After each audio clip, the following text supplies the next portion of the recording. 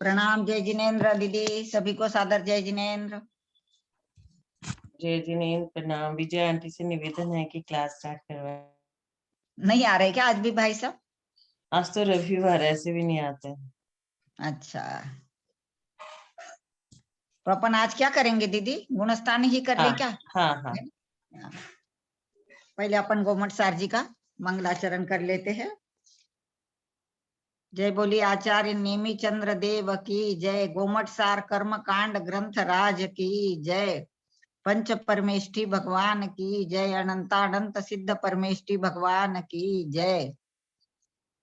प्रणमीय शिरसा नेमिं गुणरयन विभूषणं महावीरं सम्मत्तरयन निलयं पयडि समुक्कीर्तनम् ओच्छं पयडि समुक्कीर्तनम् ओच्छं नमिऊननेमि चन्दम् असहाय पराक्रमं महावीरं बन्धुदय सत्तजुत्तम् ओघादेशे थवम् ओच्छम् ओघादेशे थवम् ओच्छम्। गोमटसार कर्मकांड ग्रंथ राज की जय। आज हम गुणस्थान प्रवेशिका का ही अभ्यास करेंगे सोनू दीदी के कहे अनुसार।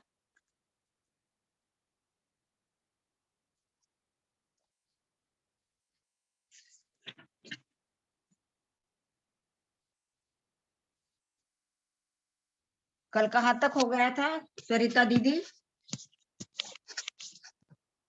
नेमीचंद जी भाई साहब, जेके भाई साहब, जिसको भी याद है।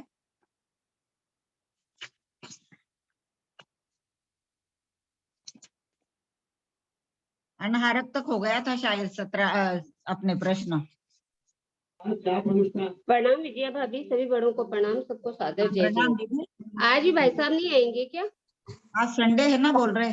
सभी से अच्छा। जय जिनेन्द्र, सादर प्रणाम। कल 16 प्रश्न हो गए थे तीसरे अध्याय के। हाँ, तो 17 से पढ़ेंगे। मैं पढ़ लूं? हाँ,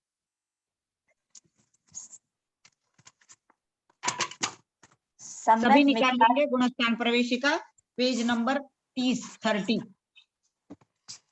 सम्यक मिथ्यात्व गुण स्थान वाले जीव का गुण किस गुण स्थान में मरण होता है?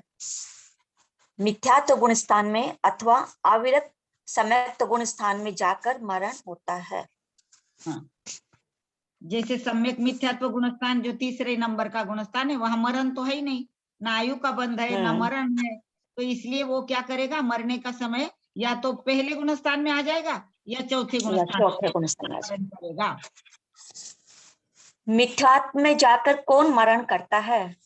जिसने पहले मिथ्यात्व गुण स्थान में आयु बांधी थी, वह जीव मिथ्यात्व में आकर मरण करता है। हाँ।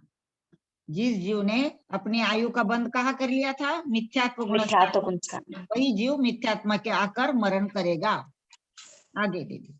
सम्यक्त में जाकर कौन मरण करता है?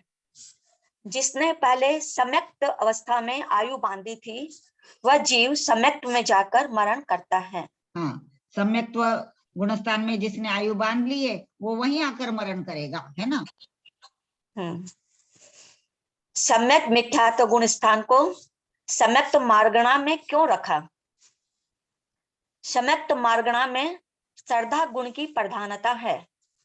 तीसरे गुण स्थान में श्रद्धा गुण की मिश्र अवस्था पाई जाती है, अतः सम्यक मिथ्यात्व गुण स्थान को सम्यक मार्गणा में रखा गया है। जब अपन मार्गणा का वर्णन करते हैं, मार्गणा का अभ्यास करते हैं, तो वहां किसकी प्रधानता रहेगी? श्रद्धा गुण की प्रधानता है। और तीसरे गुणस्थान में क्या है? श्रद्धा गुण की मिश्र अवस्था, मिली जुली अवस्था है, इसलिए उसको सम्यक्त्व मिथ्यात्व, ये जो गुणस्थान है, इसको सम्यक्त्व मार्गणा में रखा गया है। तृतीय गुण स्थान में अंतर्मुहूर्त काल के बाद पुनः प्रथमोपसम सम्यक्त प्राप्त हो सकता है? नहीं, तृतीय गुण स्थान में अंतर्मुहूर्त काल रहने के बाद जीव को प्रथमोपसम सम्यक्त प्राप्त नहीं होता, क्योंकि मिथ्या दृष्टि जीव को ही प्रथमोपसम सम्यक्त प्राप्त होता है। हाँ, बिल्कुल। तीसरे गुणस्थान का जब अंतर्मुहूर्त काल शेष रहेगा, रहने के बाद जीव को प्रथमोपशम सम्यक्त्व नहीं होगा, क्योंकि प्रथमोपशम सम्यक्त्व जो है वो कहाँ होता है, सिर्फ मिथ्या मिथ्या दृष्टि दृष्टि जीव को ही होता है। अब जब वह तीसरे गुण स्थान में आ गया है, तो इसका मतलब उसने एक बार सम्यक्त्व प्राप्त कर लिया था, है ना, जब तो वो तीसरे गुण स्थान में आया है, इसलिए मिथ्या दृष्टि गुण स्थान में ही प्रथमोपशम सम्यक्त्व होगा। और भी कोई कुछ कहना चाहे तो जरूर कहिए। नेमीचंद जी भाई साहब प्रणाम, जेटी भाई साहब सभी कहे कुछ। जय गणेश। बोलिए। तृतीय गुण स्थान में अंतर्मूर्त काल रहने के बाद जीव को प्रथमोपशम सम्यक्त्व प्राप्त नहीं होता, क्योंकि मिथ्या दृष्टि जीव को ही प्रथमोपशम सम्यक्त्व प्राप्त होता है, ऐसा कहा है इसमें। तो यदि तृतीय गुण स्थान से वो च्युत होकर प्रथम गुण मिथ्यात्व प्रकृति की वजह से वो प्रथम गुण स्थान में आ जाता है, तो फिर वापस सादी मिथ्या दृष्टि को प्रथमोपशम सम्यक्त्व होगा, लेकिन वो तीसरे गुण स्थान में नहीं होगा, ये समझना है। वो तृतीय गुण स्थान से चतुर्थ गुण स्थान में जाएगा, फिर आगे बढ़ेगा, लेकिन तीसरे गुण स्थान में सम्यक्त्व जो प्रथमोपशम सम्यक्त्व प्राप्त नहीं हो सकता। प्रथमोपशम सम्यक्त्व तीसरे गुण स्थान के बाद जब भी प्राप्त होगा, तभी जब वो च्युत होकर प्रथम गुण स्थान में आएगा। जी। तृतीय गुण स्थान से चतुर्थ गुण स्थान में जाने वाले जीव के कौन सा सम्यक्त्व होगा? तृतीय गुण स्थान से चतुर्थ गुण स्थान में जाने वाले जीव के छायोपशमिक सम्यक्त्व ही होगा। हाँ, क्योंकि वहां सम्यक प्रकृति का उदय होगा ना, सम्यक प्रकृति का उदय होगा। तृतीय गुण स्थान में कितने योग पाए जाते हैं? तृतीय गुण स्थान में 4 मन, 4 वचन, औदारिक, वैकृक, ये 10 योग पाए जाते हैं। हाँ, कोई स्पष्ट कर रहा है क्या? तीसरा गुणस्थान यानी सम्यक मिथ्यात्व गुणस्थान, उसमें दिया है इन्होंने सत्य मनोयोग, असत्य मनोयोग, ये सत्य असत्य, उभय और अनुभय, ये 4 तो हो गए मनोयोग। वैसे ही 4 वचन योग, सत्य असत्य उभय अनुभय, और औदारिक का योग और वैकृक का योग, ये 10 योग पाए जाएंगे, है ना, यही है ना? देखिए बराबर है कि नहीं। जेटी भाई साहब, नेमीचंद जी भाई साहब, मंजू दीदी, जो भी आए हैं,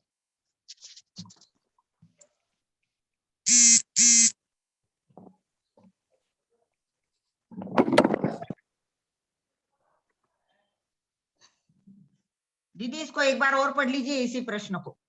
तृतीय गुण स्थान में कितने योग पाए जाते हैं? तृतीय गुण स्थान में 4 मन, 4 वचन, औदारिक, वैकृक, ये 10 योग पाए जाते हैं। तृतीय गुण स्थान में 5 योग क्यों नहीं पाए जाते? तृतीय गुण स्थान में मरण नहीं होता एवं इस गुण स्थान से उत्पत्ति भी नहीं होती, अतः विग्रह गति एवं निवृत्ति पर्याप्तक अवस्था में प्राप्त कर्मण योग, कर्मण काय योग, औदारिक मिश्र, वैकृक मिश्र काय योग नहीं पाया जाता। परमत गुण स्थान में प्राप्त आहारक मिश्र काय योग भी यहाँ नहीं होता। इस प्रकार तृतीय गुण स्थान में 5 योग नहीं पाए जाते। हाँ, यानी 10 योग पाए जाते, 15 योग तो है, ये 5 योग क्यों नहीं पाए जाते? इसको और अच्छे से कोई स्पष्ट करे। विजय जी आप स्पष्ट करिए ना। मुझे ज्यादा तो नहीं, फिर भी कर रहे हैं अपन कोशिश। तीसरे गुणस्थान में मरण नहीं है ना, और इस गुणस्थान के साथ उत्पत्ति भी नहीं, ये गुणस्थान लेकर भी नहीं जा सकता हो, है ना, ऐसा ही अर्थ निकलेगा कि नहीं? Thank you.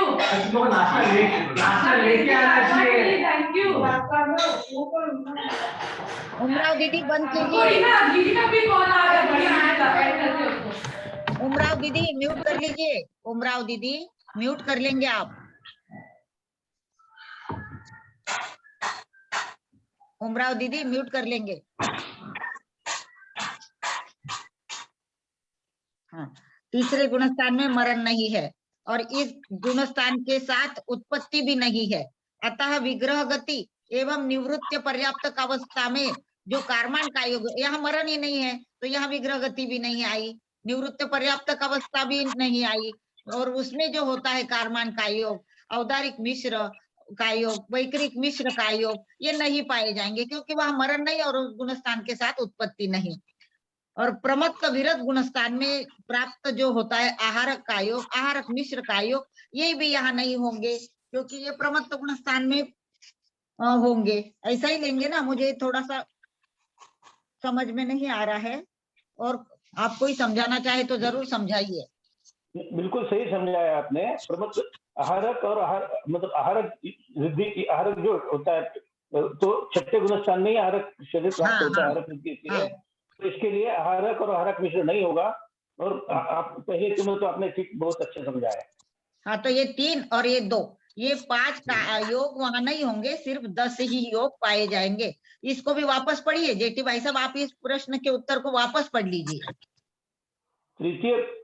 तृतीय गुणस्थान में मरण नहीं होता एवं इस गुणस्थान से उत्पत्ति भी नहीं होती। तो मरण भी नहीं हो रहा है, उत्पत्ति भी नहीं हो रही है। इसके लिए विग्रह गति और निर्वृत्त पर्यंत ये दोनों अवस्था नहीं आएगी। इसके लिए कार्मन का योग और औदारिक मिश्र और वैकरिक मिश्र, ये 3 योग नहीं होंगे। सप्त गुणस्थान में प्राप्त आहारक मिश्र का योग भी यहाँ नहीं होते। इस प्रकार तृतीय गुणस्थान में 5 योग नहीं पाए जाते हैं। हाँ, इसका अर्थ इतना समझना है अपने को कि यहाँ मरण नहीं और उत्पत्ति भी नहीं, इसलिए जो विग्रह गति में जो होते हैं तीनों का योग, कार्मान का योग, औदारिक मिश्र और वैकरिक मिश्र, ये तीनों का योग वहां पर नहीं होंगे। ये बात यहाँ हो गई मरण नहीं होने से। और फिर प्रमत्त विरत गुणस्थान में जो आहारक का योग और आहारक मिश्र होता है वो भी यहाँ नहीं होगा, क्योंकि ये कोई छठवां गुणस्थान तो है ही नहीं। ऐसा ही लेंगे ना, इसलिए ये 5 योग 3 और ये 2, ऐसे 5 योग नहीं पाए जाएंगे। ठीक है, हाँ आगे बढ़िए। तृतीय गुणस्थान में कार्मण का योग क्यों नहीं पाया जाता? तृतीय गुणस्थानवर्ती सभी जीव पर्याप्तक ही होते हैं, जबकि कार्मण का योग अपर्याप्तक अवस्था में होता है। अतः मिश्र गुणस्थान में कार्मण का योग नहीं पाया जाता। तृतीय गुणस्थान में मरण भी नहीं होता। हाँ, क्योंकि तृतीय गुणस्थान वाले जो जीव है वो तो सारे पर्याप्तक ही है। वहां कार्मण का योग अपर्याप्तक अवस्था में होता है ना, विग्रह गति में होता है ना कार्मण, विग्रह गतौ कर्म योग, विग्रह गति में होता है कार्मण का योग, और यहाँ पर अपर्याप्त अवस्था में होता है। तो मिश्र गुणस्थान में कार्मण का योग नहीं, क्योंकि वहां मरण भी नहीं, वहां विग्रह गति भी नहीं, इसलिए कार्मण का योग का प्रश्न नहीं। अपर्याप्त अवस्था भी नहीं, मरण भी नहीं, इसलिए वहां पर कार्मण का योग भी नहीं। ठीक, तृतीय गुणस्थान में आहारक अवस्था है या अनाहारक? तृतीय गुणस्थान में आहारक अवस्था है, अनाहारक नहीं। हाँ, क्योंकि यहाँ विग्रह गति नहीं है। विग्रह गति के एकम 2 3वां अनाहारक कहा, 1 2 और 3 समय के लिए अनाहारक होता है, लेकिन यहाँ वैसी अवस्था है ही नहीं ना, वो सतत आहारक ही है तीसरे गुणस्थान में, है ना। तृतीय गुणस्थान में अनाहारक अवस्था क्यों नहीं है? तृतीय गुणस्थान में जीव का मरण नहीं होता है, अतः विग्रह गति में प्राप्त अनाहारक अवस्था मिश्र गुणस्थान में नहीं पाई जाती। विग्रह गति नहीं, इसलिए अनाहारक अवस्था नहीं, और विग्रह गति क्यों नहीं? क्योंकि वहां मरण भी नहीं। ठीक है ना। चलिए आगे, अविरत सम्यक्त्व गुणस्थान, जो भी और कोई पढ़ना चाहे जरूर पढ़िए, और कोई भी पढ़ना चाहे तो पढ़िए। चौथे गुणस्थान पर आ गए हैं हम लोग।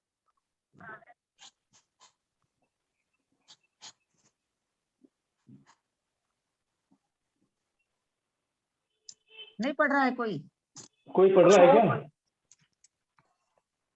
छूट गया सारा मिथ्यात्म, मन का मल सब दूर हुआ, सम्यक ज्ञान हृदय में उतरा, सम्यक दर्शन उदित हुआ। देव शास्त्र गुरु में रुचि रखता, वर्त स्वयं अभी नहीं हुआ, आत्म तत्व से प्रीति जगी है, मोह भाव अब घटा हुआ। हाँ, बहुत सुंदर, पढ़िए। अविरत सम्यक्त गुणस्थान किसे कहते हैं? जहां देव शास्त्र गुरु के प्रति सच्ची श्रद्धा तो प्रकट हो गई है, परंतु एक देश या सर्वदेश किसी भी प्रकार का व्रत नहीं हुआ हो, उसे अविरति सम्यक्त गुण स्थान कहते हैं। जो इंद्रियों के एक पॉइंट को दीदी एक ही बात को समझ लेते हैं। अब यहाँ क्या है, अविरत सम्यक्त गुणस्थान, अविरत यानी यहाँ हमारा 5 पापों में से किसी भी पाप का त्याग नहीं हुआ है, यानी यहाँ हमने संयम धारण ही नहीं किया है, लेकिन हमारी जो श्रद्धा है वह मात्र प्रकट हो गई है। जैसे देव शास्त्र गुरु के प्रति जो सच्ची श्रद्धा है वह तो हो गई है प्रकट, परंतु हमने एक देश या सर्वदेश यानी एक देश संयम, देश विरत चारित्र या सर्वदेश संयम यानी सकल चारित्र, इनमें से किसी को भी प्राप्त नहीं किया। हमने व्रतों को ग्रहण ही नहीं किया, इसलिए उसे क्या कहते, अविरत सम्यक्त्व गुणस्थान। ये गुणस्थान है चौथे नंबर का। आगे का दूसरा पॉइंट पढ़िए। जो इंद्रियों के विषय से तथा तरस स्थावर जीवों के हिंसा से विरक्त नहीं है, किंतु जिनेन्द्र देव के द्वारा कथित प्रवचन का श्रद्धान करता है, वह अविरत सम्यक्त्व कहलाता है। जी, यहाँ अविरत सम्यक्त्व, अब यहाँ क्या बता रहे हैं, जो विरति है यानी जो संयम है वो 2 प्रकार का है ना, एक तो इंद्रिय संयम और एक प्राणी संयम। हाँ, तो इंद्रिय संयम है तो 5 इंद्रियों को वश में रखना और एक मन, इनको वश में रखना, ये तो इंद्रिय संयम हुआ। और प्राणी संयम यानी क्या, 5 स्थावर तथा एक त्रस्काय जीव, इनकी हिंसा से विरक्त होना, ये है प्राणी संयम। अब इसने इस चौथे गुणस्थान वाले जीव ने ना ही इंद्रिय संयम को धारण किया है और ना ही प्राणी संयम को धारण किया है, इनसे वह अभी विरक्त हुआ ही नहीं है इन पापों से। इसलिए सिर्फ उसको क्या है कि जिनेन्द्र देव के द्वारा जो कथित प्रवचन है, जो कथित उनके द्वारा आगम है, उसका वह श्रद्धान तो कर रहा है, लेकिन अभी वह अव्रती अवस्था में है, उसने किसी भी प्रकार के व्रतों को धारण नहीं किया। व्रत की जो परिभाषा है, हिंसा नृतस्ते या ब्रह्म परिग्रहेभ्यो विरतिर व्रतम, इस प्रकार 5 पापों से विरक्त होना यह व्रत है, और यह व्रत उसने अभी धारण किए ही नहीं है, इस प्रकार वह अविरति अवस्था में है। तीसरा पॉइंट पढ़ेंगे।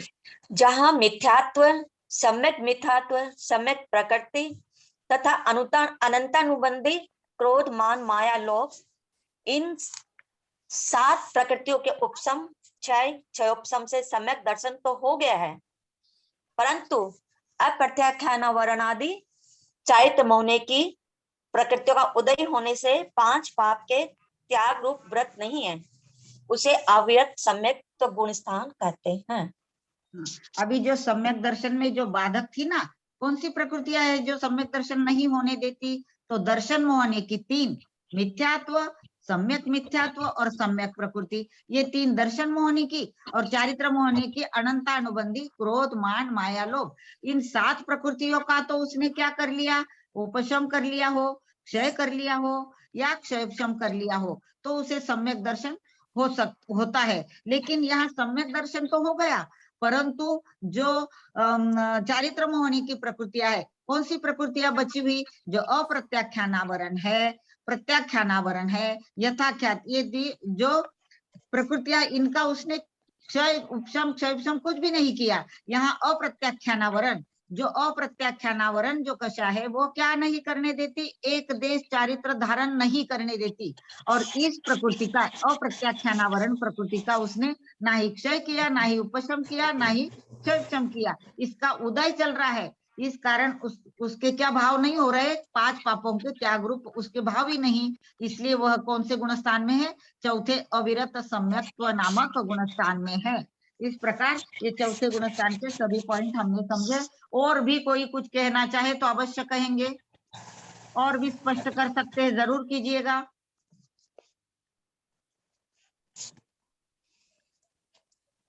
अविरत सम्यक्त गुणस्थान की क्या विशेषताएं हैं? चतुर्थ गुणस्थान प्राप्त होने पर संसार सीमित हो जाता है, मात्र अर्धपुद्गल परावर्तन काल रहता है, काल शेष रहता है। चतुर्थ गुणस्थान से जघन्य अंतरात्मा संज्ञा प्राप्त होती है। चतुर्थ गुणस्थान चारों गति के जीवों को प्राप्त हो सकता है। इस गुणस्थान में तीर्थंकर प्रकृति का बंध हो सकता है।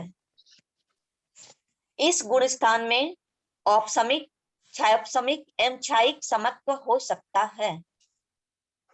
इस गुणस्थान वाला मनुष्य तिर्यंच मरण करके वैमानिक देवों में उत्पन्न होता है। यदि किसी मनुष्य या तिर्यंच ने मिथ्यात्म अवस्था में आयु का बंध किया हो तो बाद में सम्यक तो प्राप्त किया हो तो वह भोग भूमि का मनुष्य या तिरंच बनेगा। दीदी ये 5 पॉइंट समझा दीजिए, फिर 5 पॉइंट बाद में पढ़ लेते हैं। हाँ, और कोई समझाइए ना, समझाइए नेमीचंद जी भाई साहब, जेठी भाई साहब, या और जो भी समझाना चाहिए जरूर समझाइए।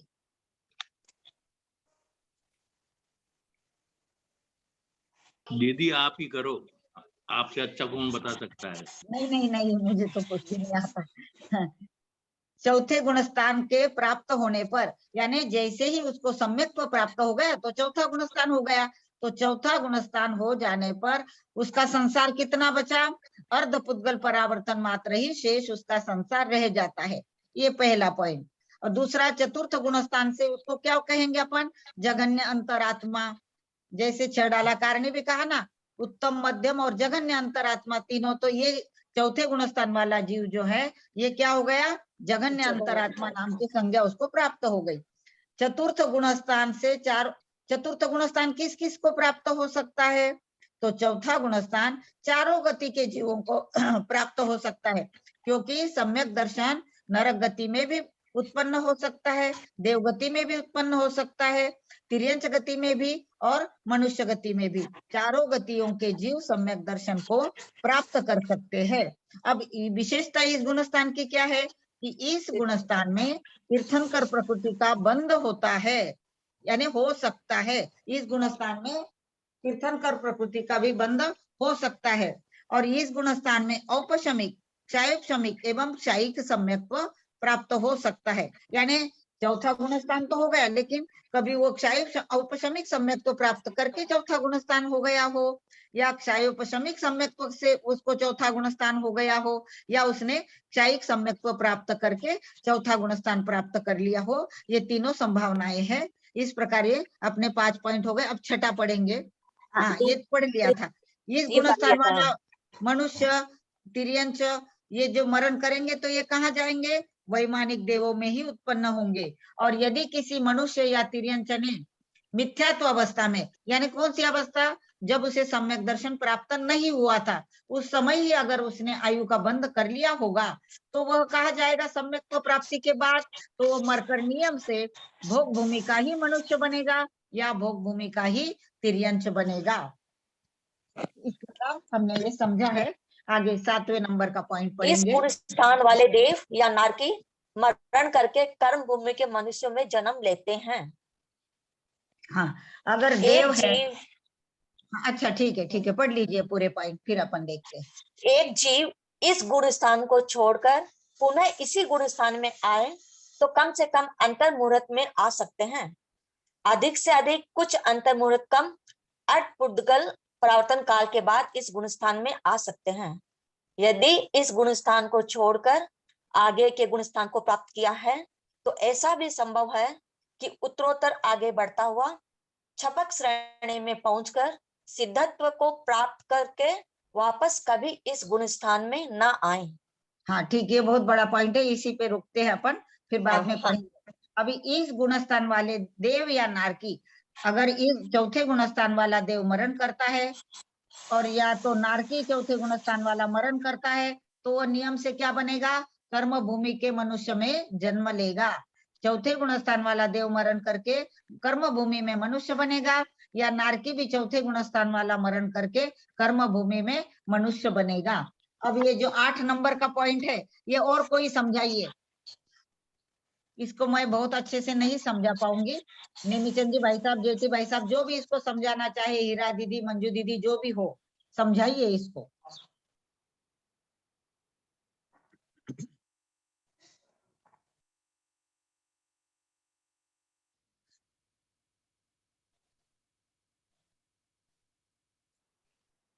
समझा रहे कोई? सरला जी होंगी तो हाँ, सरला जी समझाइए होंगे तो भाई। समझाइए ना। हाँ, सरला जी होंगे तो समझाएंगे, या मंजू दीदी होंगी तो समझाएंगी। हाँ, कोई दिख नहीं रहा है ना। मंजू दीदी तो आज नहीं आने ठीक है, वाली तो थी। अच्छा ठीक है, मैं कोशिश करता हूँ।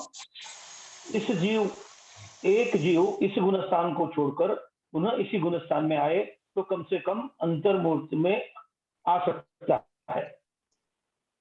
अधिक से अधिक कुछ अंतर्मुहूर्तकम अर्ध पुद्गल परावर्तन काल के बाद इस गुणस्थान में आ सकते हैं। अब ये क्या कह रहे हैं यहाँ, यदि ये अंतर मार्गना है ये, तो यदि हमने चौथे गुणस्थान को छोड़ दिया तो वापस पुनः कम से कम अंतर्मुहूर्त में इस गुणस्थान में आ सकते हैं। तो अंतर्मुहूर्त में मतलब कैसे, यदि चौथा गुणस्थान छोड़कर पांचवें गुणस्थान में चले गए तो पांचवें गुणस्थान में कम से कम उसका जो समय है किसी भी गुणस्थान का कम से कम अंतर्मुहूर्त समय है। तो चौथे गुणस्थान से छोड़कर पांचवें गुणस्थान में चले गए तो अंतर्मुहूर्त के बाद वापस चौथे गुणस्थान में आ सकते हैं, क्योंकि पांचवें से चौथे में आ सकते हैं वापस। और तीसरे में गए तो तीसरे में भी अंतर्मुहूर्त रखकर वापस हम चौथे में आ सकते हैं। तो ये कहा गया कि भाई इस गुणस्थान को यदि छोड़ दिया हमने तो छोड़कर पुनः कम से कम अंतर्मुहूर्त में वापस उसी गुणस्थान को प्राप्त कर सकते हैं। और अधिक से अधिक कुछ अंतर्मुहूर्त कम अर्ध पुद्गल परावरण काल के बाद इस गुणस्थान में आ सकते हैं। अभी यहाँ ये कहा था, हमने पहले पॉइंट में क्या पढ़ा, पहले इसके पहले कि भाई चतुर्थ गुणस्थान एक दफे प्राप्त हो गया, एक दफे सम्यक दर्शन हो गया, तो जीव ज्यादा से ज्यादा इस संसार में अर्ध पुद्गल परावर्तन काल तक रह सकता है, उससे अधिक नहीं रह सकता है। उसके बाद तो उसको मुक्ति मिलनी ही है। तो इसके लिए एक अधिक से अधिक वो एक अर्ध पुद्गल परावर्तन काल तक संसार में रहेगा, उसके बाद वापस चौथे गुणस्थान में आ सकता है, ऐसा इन्होंने कहा है। और कुछ अंतर्मुहूर्त कम इसके लिए कि पहले समझो वो चौथे गुणस्थान में है तो एक अंतर्मुहूर्त रहेगा, पांचवें गुणस्थान में गया तो एक अंतर्मुहूर्त लगेगा, फिर वापस आने में उसको टाइम मतलब वापस उसको या चौथे पांचवें से एक एक अंतर्मुहूर्त कम करते हुए उसको वापस चौथे गुणस्थान में आना पड़ेगा।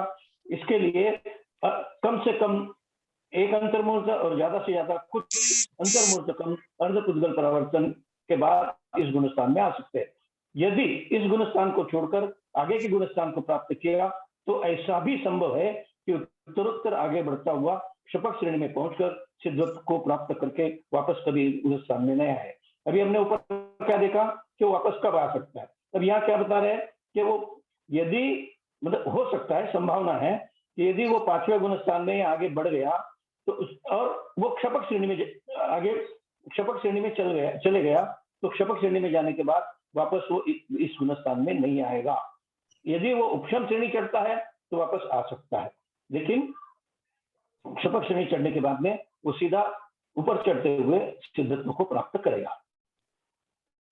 नहीं आया यहाँ पे जो ये लिख रहा है ना दोबारा, अंतर्मुहूर्त कम अर्ध पुद्गल परावर्तन काल के बाद इस स्थान में आ सकता है। अर्ध पुद्गल परावर्तन काल कैसे करेगा के बाद में, ये लाइन समझ में नहीं आई है ना। दूसरी लाइन का नीचे की लाइन देखिए, हमने क्या पढ़ा कि यदि सम्यक दर्शन में आता है, पहला पॉइंट जो देखिए, चतुर्थ स्थान प्राप्त होने पर संसार सीमित हो जाता है, मात्र अर्ध पुद्गल परावर्तन काल रहता है। तो इसका मतलब क्या हुआ कि चतुर्थ गुण स्थान में ज्यादा से ज्यादा वो अर्ध पुद्गल परावर्तन काल रह सकता है। तो यही यहाँ कहा है, लेकिन इसमें कुछ अंतर्मुहूर्त कम इसके लिए कहा कि भाई वो समझो थोड़ी मतलब उसको गुणस्थान चेंज करने के लिए उसको वापस आना है ना, बाद इस गुणस्थान में आ सकते हैं। तो वो इसका मतलब ये हुआ कि वो चतुर्थ गुणस्थान में तीसरे गुणस्थान में गया और तीसरे गुणस्थान में वो एक अंतर्मुहूर्त तक रहा, फिर वापस चतुर्थ गुणस्थान में आया, तो चतुर्थ गुणस्थान में वो आके वापस अर्ध पुद्गल परावर्तन तक रहता है। तो इसका मतलब ये हुआ कि कुछ समय कुछ अंतर्मुहूर्त कम अर्ध पुद्गल परावर्तन इसका वो अधिक से अधिक काल रहेगा जो इस गुणस्थान में रह सकता है। कम से कम एक अंतर्मुहूर्त रहेगा और अधिक से अधिक अंतर्मुहूर्त कम अर्ध पुद्गल परावर्तन रहेगा, क्योंकि हमने पहले पॉइंट में पढ़ा है इस चतुर्थ गुणस्थान प्राप्त होने के बाद में संसार काल उसका नहीं रहता है। नहीं, ये तो समझ में आ रहा है। ये लिखा ना अपरिवर्तन काल के बाद इस स्थान में आ सकता है। हाँ, तो क्योंकि अर्ध पुद्गल परावर्तन काल के बाद इस गुणस्थान में आ सकता है, इसका मतलब यह है कि एक दफे वो चतुर्थ गुणस्थान से निकल गया तो वापस अर्ध मतलब चतुर्थ गुण स्थान में वो अर्ध पुद्गल का परावर्तन ज्यादा से अर्ध पुद्गल परावर्तन काल तक वो ज्यादा से ज्यादा रह सकता है। तो ज्यादा से ज्यादा वहां उतना रहा तो फिर वापस उसको चतुर्थ गुण स्थान छोड़ के वापस आना पड़ेगा। तो इसके बाद फिर वापस चतुर्थ गुण स्थान में आ सकता है वो। तो एक बार चतुर्थ गुण स्थान में आ गया तो अर्ध पुद्गल परावर्तन तक वो ज्यादा से ज्यादा वहां रह सकता है, उसके बाद वापस आ सकता है। संसार काल उसका अर्ध पुद्गल परावर्तन है, क्योंकि अभी वो चतुर्थ गुण स्थान छोड़ दिया, इधर उधर किधर भी घूमेगा, वो ज्यादा से ज्यादा कितने तक घूम सकता है? अर्ध पुद्गल परावर्तन तक। फिर वापस उसको चतुर्थ गुण स्थान में आना पड़ेगा। समझ में आया? नहीं समझ में नहीं आया। देखिए वो एक कोई जीव, विवक्षित जीव चतुर्थ गुण स्थान में आ गया, तो चतुर्थ गुण स्थान में आने के बाद उसका संसार काल जो बचा है अर्ध पुद्गल परावर्तन ही बचा है। उससे ज्यादा उसका अर्ध पुद्गल परावर्तन नहीं है, ये मतलब उसका संसार काल नहीं है। तो अब यदि उसने चतुर्थ गुण स्थान छोड़ दिया, दूसरे गुण स्थानों में चला गया और संसार परिभ्रमण करता रहा, तो संसार परिभ्रमण करते करते उसको अर्ध पुद्गल परावर्तन जो काल है उसके अंदर ही उसको मोक्ष मिलना है। उससे ज्यादा वो संसार में नहीं रह सकता। तो वो संसार में अर्ध पुद्गल परावर्तन काल तक घूमेगा, लेकिन कितना घूमेगा? कुछ समय कम, क्योंकि वो दूसरे गुण स्थानों में है, तो उसको वापस चौथे गुण स्थान में आके फिर वापस शपथ श्रेणी चढ़नी पड़ेगी। तो इसके लिए वो ज्यादा से ज्यादा मतलब अर्ध पुद्गल परावर्तन उससे कुछ समय अंतर्मुहूर्त कम, क्योंकि दूसरे गुण स्थानों का सबका समय अंतर्मुहूर्त है। तो बाकी दूसरे गुण स्थानों में से उसको वापस चौथे गुण स्थान में आना पड़ेगा, और चौथे गुण स्थान में आके वो वापस, और संसार में कब घूमेगा वो? संसार में तो जब भी घूमेगा कि जब वो निचले गुण स्थान में है या चौथे पांचवें गुण स्थान में, जो भी है किसी भी गुण स्थान में, जब तक वो मुक्त नहीं होता तब तक संसार में रहेगा। तो वो संसार में ज्यादा से ज्यादा अर्ध पुद्गल परावर्तन काल रह सकता है। इसके लिए उसको वापस चतुर्थ गुण स्थान में आने के लिए अर्ध पुद्गल परावर्तन से कुछ अंतर्मुहूर्त कम इतना समय वो वापस आना ही पड़ेगा, ये बता रहे हैं। क्योंकि एक दफे उसको सम्यक दर्शन प्राप्त हो गया तो उसका संसार काल अर्ध पुद्गल परावर्तन हो गया, और अर्ध पुद्गल परावर्तन में इतने काल में उसको मोक्ष प्राप्त करना है। और मोक्ष प्राप्त करने के लिए वो यदि समझो संसार परिभ्रमण करते हुए वो पहले दूसरे तीसरे गुण स्थान में गया, तो उसको वापस सम्यक को प्राप्त करना है, और सम्यक को प्राप्त करके ही आगे बढ़ना, शपथ करनी पड़ना है। तो ये जो दूसरे गुण स्थानों में वो है, तो वो ज्यादा से ज्यादा दूसरे गुण स्थानों में, मतलब यदि अपन देखें तो कम से कम उसको कुछ अंतर्मुहूर्त तो निकालने ही पड़ेंगे। तो इसके लिए अर्ध पुद्गल परावर्तन काल में से उसमें अंतर्मुहूर्त कम होने के बाद वो वापस उस गुण स्थान में आ सकता है। ठीक है। हमें मोक्ष प्राप्त करने की पहली जो सीढ़ी है वो तो चौथा गुण स्थान ही है। हाँ। तो संसार से मुक्त होने के लिए चौथे गुण स्थान में वापस आना ही है। वो तो सब समझ में आ रहा भाई। तो वो तो समझ में आ रहा है। तो फिर अभी आपको क्या समझ में नहीं आया, बताइए। बताइए। अर्ध पुद्गल परावर्तन ये कैसा आया, ये समझ में आया ना? मतलब ये है इसका कि हमारा अर्ध पुद्गल परावर्तन अब थोड़ा रह गया, और इससे पहले हम चौथे गुण स्थान से आके ऊपर श्रेणी में चढ़ के सिद्धत्व को प्राप्त हो गए। नहीं, हम चौथे गुण स्थान से कोई दूसरे गुण, हमको चौथे गुण स्थान के बाद हमको अर्ध पुद्गल परावर्तन काल संसार में रहना है अधिक से अधिक बताया। हाँ। अधिक से अधिक अर्ध पुद्गल परावर्तन काल हमारा चौथे गुण स्थान में आगे दूसरे तीसरे से, फिर हमने आगे श्रेणियां मारते हुए हम आगे चले गए तो सिद्धत्व को प्राप्त हो गए। अर्ध पुद्गल परावर्तन अब हमारा आगे जाने के बाद तो हम आगे, यदि हम शपथ श्रेणी चढ़ रहे तो हम तो उससे कम समय में मोक्ष पहुंच जाएंगे। ये तो अधिक से अधिक कितना काल है संसार में, उस अपेक्षा से हम वर्णन कर रहे हैं। अधिक से अधिक हमारा संसार में जो काल है वो अर्ध पुद्गल परावर्तन। तो यदि हम चतुर्थ गुण स्थान छोड़कर दूसरे तीसरे या और कोई गुण स्थान में चले जाते हैं तो समझो हम पहले गुणस्थान में या चले गए, तो पहले गुणस्थान में हम कुछ अंतर्मूर्त रखकर फिर वापस चतुर्थ गुणस्थान में आ जाएंगे। तो ये जो मतलब हम अधिक से अधिक कितना समय ले सकते हैं बाहर वापस आने के लिए? अर्धपुद्गल परिवर्तन काल, कुछ अंतर्मूर्त, क्योंकि हमको वापस चौथे गुणस्थान। हाँ, तो वो हिसाब से कुछ अंतर्मूर्त कम हुआ है।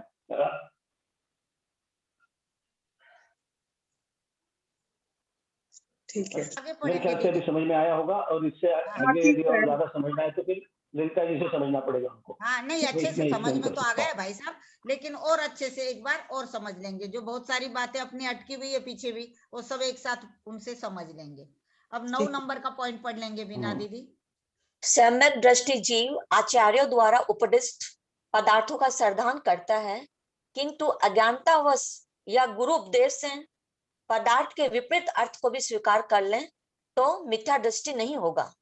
हाँ, ये तो बहुत अच्छे से समझ में आया है। यदि कोई सम्यक दृष्टि जीव है, आचार्यों के द्वारा जो कहा गया है उसका श्रद्धान कर लेता है, किंतु कभी कभी क्या होता है कि उस गुरु को या उस आचार्य को उसका अर्थ बराबर नहीं मालूम होता है, तो उसने कभी विपरीत अर्थ भी बता दिया हो और उसको स्वीकार भी कर लिया हो, तो भी वह मिथ्या दृष्टि नहीं कहलाएगा, क्योंकि उसने आचार्य की बात को समझ लिया है। लेकिन जब वह बाद में किसी से समझेगा कि ये गलत था, और उस समय अगर वो उस गलत को नहीं छोड़ता है और सही अर्थ को नहीं ग्रहण करता है, तो उसी समय से वह मिथ्या दृष्टि होगा। ठीक है ना ये बात? तो ऐसा ही है वो, मैंने ये तो बराबर ध्यान में है मेरे, कि अगर वो उसी समय उसने नहीं छोड़ा वो विपरीत अर्थ किसी से समझने के बाद, तो फिर वो मिथ्या दृष्टि कहलाएगा, है ना। अब 10 नंबर का पॉइंट। 10 नंबर यही है, सम्यक दृष्टि को जब समीचीन सूत्र दिखाकर आचार्य आदि के समझाने पर भी यदि वह अपनी विपरीत मान्यता नहीं छोड़ता, तो वह उसी समय से मिथ्या दृष्टि बन जाता है। बिल्कुल बिल्कुल, यही बात मैंने ये देखा ही नहीं था। ठीक है, ठीक है। हाँ, मैंने नहीं देखा था। ठीक, अब समय तो हो गया है दीदी, 9:40 हो गए हैं, है ना। तो अपना ये चतुर्थ गुणस्थान वाला ये पॉइंट अगली बार में कर लेंगे, ध्यान रखेंगे यहाँ तक हुआ, है ना। जिनवाणी स्तुति कोई भी कीजिए।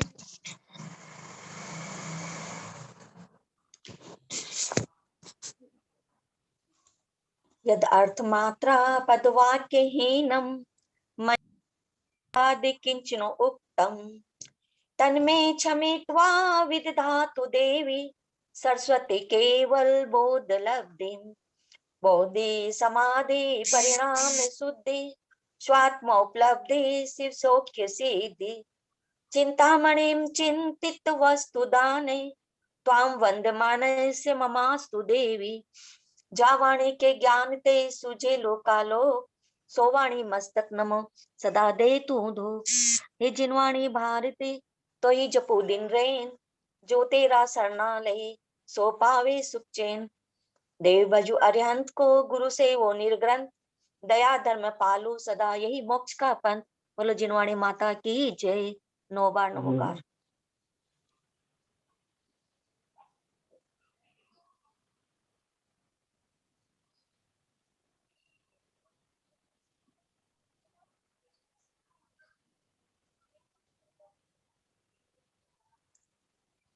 द्वादशांग जिनवाणी माता की जय। जय। वंदन प्रणाम विजया भाभी, प्रणाम सभी से सभी बड़ों से बड़ों को सादर प्रणाम, सबको सादर जय सादर जिनेंद्र। सभी से जय आगे का जिनेंद्र। जेठी स्वाध्याय भाई का अपने को ही प्रणाम। करना है। सादर जय जिनेंद्र। सभी बड़ों को प्रणाम, वंदना, जिनेंद्र। सभी को जय जिनेंद्र। इसके बाद वाली क्लास होगी भाई साहब, लेकिन अपने ही लोगों को करना है। मंजू दीदी आज नहीं आएगी, वो विधान में गए है ना। तो आप इसको देखना जरा, सत्संख्या वाली क्लास अपने को ही करना है, जितना भी होगा। शायद मैं भी नहीं रहूंगा, मेरे को स्टेशन जाना है। जी जी, कोई बात नहीं, जैसा भी होगा कर लेंगे। ठीक है। क्या दीदी क्या कह रही थी आप? मैं ये कह रही थी कि सत्संख्या वाली क्लास है, उसमें आज मंजू दीदी नहीं आ पाएगी, तो अपन कर लेंगे जितना भी हो जाए अपने से, है ना। ठीक है, सही है। हाँ ठीक है, ध्यान रखिएगा। हाँ ठीक ठीक। अच्छा, प्रणाम सभी को, सबको प्रणाम, सबको प्रणाम, सबको जय। अच्छा ठीक है, ठीक।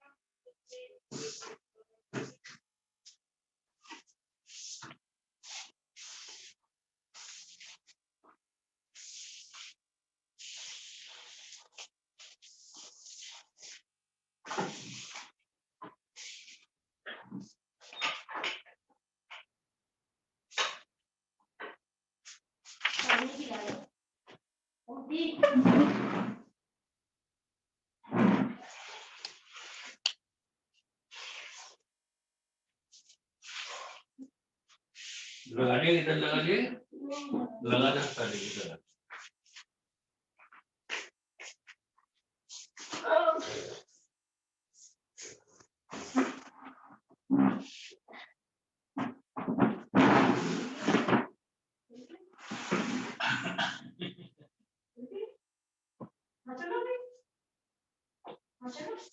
जल्दी आओ क्योंकि 6 और 7 के बीच में चले, 6 और 7 के बीच में आए और 11 बजे तक आए, 11 बजे तक आया, 11 बजे 11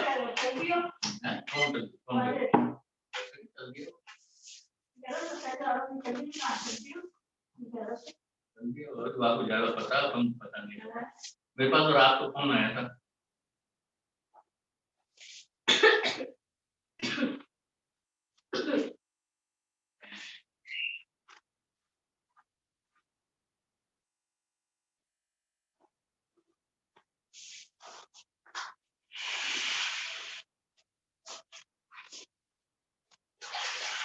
अरे ये शादी इसकी है,